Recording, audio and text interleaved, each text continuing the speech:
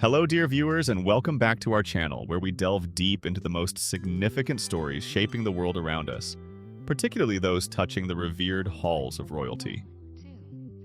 Today, we embark on a journey into a saga that continues to cast a long, persistent shadow over the British monarchy, a narrative that seems to unfold with one bombshell after another, seemingly leaving King Charles III little respite.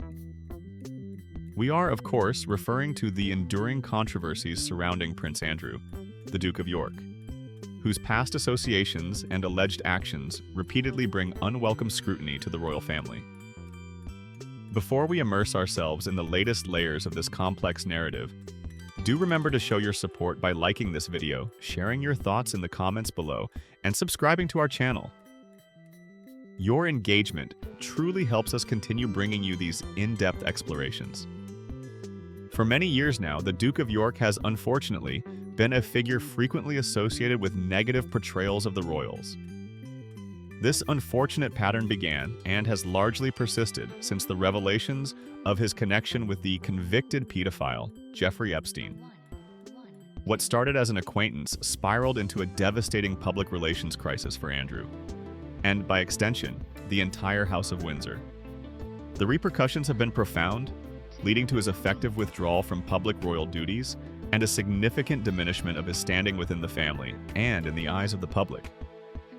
This initial entanglement, however, was not an isolated incident. It was followed by a series of other controversies and scandals that have consistently kept him in the headlines for all the wrong reasons, each one chipping away further at the carefully constructed image of the monarchy. From the infamous Newsnight interview that many viewed as a public relations disaster to the civil lawsuit brought against him by Virginia Giuffre, the Duke's journey has been marked by a relentless stream of challenges and accusations. Just when it seemed the waters might calm and the royal family could perhaps begin to navigate a path towards healing and rebuilding public trust after the tumultuous events of recent years, a fresh wave of criticism erupted.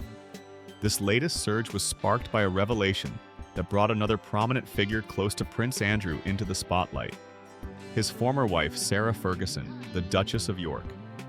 An email she reportedly sent to Jeffrey Epstein was leaked to the media, an event that, predictably, ignited a firestorm of public outrage and renewed scrutiny. The timing couldn't have been more awkward, especially given the monarchy's ongoing efforts to present a unified and dignified front under King Charles's new reign. The mere existence of an email from Sarah Ferguson to Epstein, regardless of its content, immediately raised questions and concerns among the public. It served as a stark reminder of the broader network of connections that Epstein cultivated, and more pointedly of the enduring shadow that his actions cast over anyone associated with him, however tangentially. For many, this leak underscored a perceived lack of judgment, or at the very least, an uncomfortable proximity to a figure whose crimes shocked the world. The public's reaction was swift and unequivocal. There were strong and vocal calls for a comprehensive ban on both the Duke of York and his former wife from participating in every public-facing royal engagement. The sentiment was clear. If the monarchy was to truly move forward and restore its integrity, it needed to decisively distance itself from all individuals touched by the Epstein scandal, even those whose connections might be indirect or historical. The idea of Andrew and Sarah, despite their divorce, continuing to attend high-profile royal events, such as Garter Day or Royal Ascot, became increasingly unpalatable to a significant segment of the public, who believed such appearances would only further tarnish the institution. However, as we often find in these ongoing narratives, the story doesn't end there. Indeed, it appears to be entering yet another, potentially even more explosive chapter. The esteemed newspaper, The Mirror, recently brought to light a development that promises to shake the foundations, of this already precarious situation. They reported that a new, highly anticipated, and indeed explosive book by an author named Sarah McCarthy is poised to unveil even more dark secrets concerning the intricate and deeply troubling case involving Prince Andrew and Jeffrey Epstein.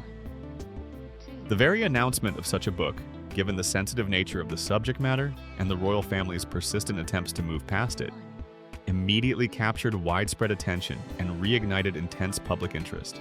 The gravity of this impending publication was underscored by an insider who shared some truly chilling insights into its potential impact. This source, intimately familiar with the ongoing saga, remarked with a palpable sense of weariness and alarm, Just when you think there cannot be any more allegations about Andrew and Epstein, more come out. This statement perfectly encapsulates the public's collective fatigue, yet also highlights the persistent, almost relentless, emergence of new information that prevents this chapter from ever truly closing. It speaks to the seemingly bottomless well of revelations connected to this dark episode. But the insider's observations didn't stop there. They continued with a statement that carries profound implications, not just for Prince Andrew, but for a potentially wider circle of individuals. The source asserted, "The book proves we do not know the true extent of their friendship. It threatens serious repercussions, not just for Andrew, but for everyone who has protected him. If Andrew is connected to the deeper networks McCarthy describes, the fallout will be severe." Let's unpack this statement, as it contains layers of meaning that could dramatically alter our understanding of the entire affair. Firstly, the assertion that we do not know the true extent of their friendship suggests that the public, and indeed perhaps even internal royal circles, have only been privy to a partial, perhaps carefully curated version of the relationship between Andrew and Epstein. This implies a level of intimacy, frequency of contact, or depth of involvement that goes far beyond what has been previously acknowledged or understood. It raises unsettling questions. Were their interactions more extensive than mere casual acquaintanceship? Did their friendship encompass shared activities or knowledge that remain hidden? The phrase itself hints at a concealed history, a narrative that has been deliberately obscured or downplayed. Secondly, the warning that the book threatens serious repercussions, not just for Andrew, but for everyone who has protected him, is particularly potent. This widens the scope of potential culpability and scrutiny significantly. Who are these protectors? This could encompass a range of individuals: legal advisors who crafted defense strategies, royal aides who managed his public image in restricted access, or even other high-ranking figures who may have, wittingly or unwittingly, shielded him from greater accountability. The implication is that a systemic effort may have been made to safeguard Andrew. And if McCarthy's book exposes the details of this protection, those involved could face severe public condemnation, reputational damage, and potentially even legal challenges for their roles in what might be perceived as an obstruction of truth or justice. This line of reasoning suggests that the scandal is not merely about Andrew's individual actions, but about a broader apparatus that may have enabled or excused them. Finally, the most alarming part of the insider's statement is the conditional clause. If Andrew is connected to the deeper networks McCarthy describes, the fallout will be severe. This introduces a truly chilling dimension to the narrative. The concept of deeper networks moves beyond the idea of Epstein as a lone, albeit prolific, predator. It suggests a more organized, interconnected web of individuals, potentially powerful and influential, who were involved in, benefited from, or were complicit in Epstein's illicit activities. If Prince Andrew is indeed linked to such a network, it would elevate his involvement from a problematic personal association to something far more sinister and systemic. The severe fallout in such a scenario would not only entail the complete and utter ruin of his public standing, but could also trigger a cascade of investigations, legal actions, and profound reputational damage to the entire royal family, perhaps even extending to other high-profile figures who might be implicated in these deeper networks.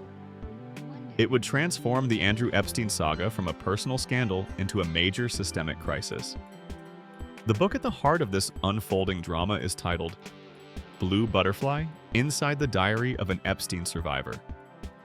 This title itself is incredibly evocative, hinting at a deeply personal and harrowing account from the perspective of someone who endured Epstein's horrific abuses. The diary aspect suggests a first-hand, intimate, and perhaps meticulously documented record of events, lending a powerful authenticity to the revelations it promises to deliver. The focus on a survivor immediately grounds the narrative in the human cost of Epstein's crimes, shifting the emphasis from the machinations of the powerful to the suffering of those who were preyed upon. Adding further weight to these anticipations, a spokesman for Trinity Press, the publisher of Blue Butterfly, provided a statement that reinforces the book's potentially groundbreaking nature. The spokesman declared, "Blue Butterfly dismantles the illusion that Epstein was a lone predator. Instead, it exposes a far darker reality, one deliberately hidden from public view. This statement from the publisher is crucial, as it provides an official confirmation of the book's central thesis and its intended impact. The phrase dismantles the illusion that Epstein was a lone predator, directly corroborates the insider's reference to deeper networks. It suggests that the prevailing public narrative, which often frames Epstein as a singular, monstrous figure operating in isolation, is fundamentally flawed. Instead, the book aims to reveal a more complex and terrifying truth, that Epstein was likely part of or enabled by a broader system or group of individuals who facilitated, participated in, or knowingly overlooked his criminal enterprise. This is a critical distinction as it moves beyond individual culpability to address potential systemic failures and the complicity of others. Furthermore, the publisher's assertion that the book exposes a far darker reality, one deliberately hidden from public view, carries significant implications. The use of the word deliberately suggests an intentional effort to conceal or suppress information, implying a potential cover-up. What darker reality could this be? It could refer to the scale of Epstein's network, the identities of his associates, the methods used to exploit victims, or even the extent to which powerful individuals might have been aware of or even benefited from his activities without being brought to justice. The idea that this reality has been hidden implies an active effort to control the narrative and prevent the full truth from emerging, perhaps by those with a vested interest in maintaining their reputations or avoiding legal repercussions. Therefore, Blue Butterfly is not merely expected to offer new shocking revelations about Prince Andrew. It is also poised to shine a harsh light on other high-profile figures.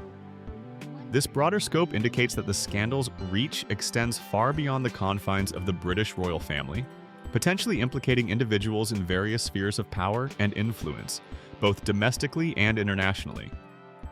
The book promises to be a comprehensive and unflinching examination of the entire Epstein network, with Prince Andrew featuring as a significant, but perhaps not the only piece of a much larger, more disturbing puzzle. The implications of these ongoing revelations, and particularly the anticipated publication of Blue Butterfly, for the British monarchy are profound and multifaceted.